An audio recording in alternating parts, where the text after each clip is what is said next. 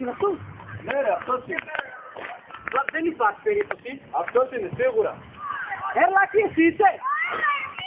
Έλα μέσα. Έρχεται.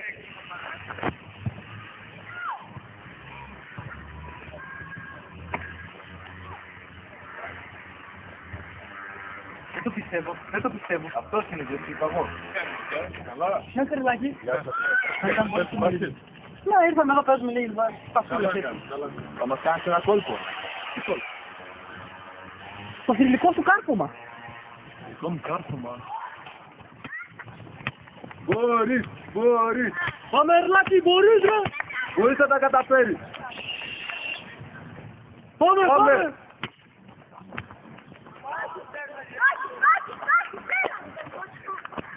Έλα, Τάκης!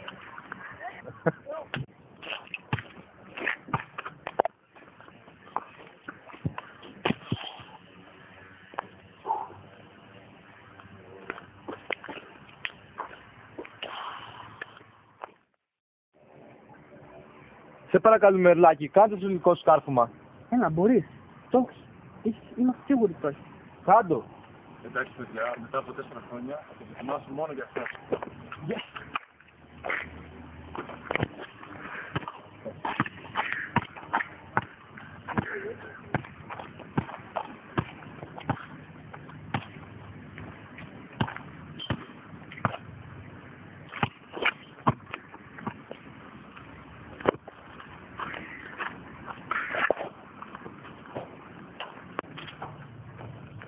Μπράβο! Μπράβο, Ερλάκη!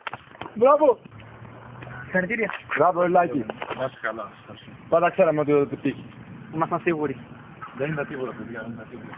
Θα μου δώσεις ένα αυτόγραφο. Πού θες, παιδί μου? Έλα, παιδί μου. Κι εγώ ένα αυτόγραφο, Ερλάκη. Ναι, έλα, παιδί μου. Όχι εδώ, όχι εδώ. Εδώ. Εκεί.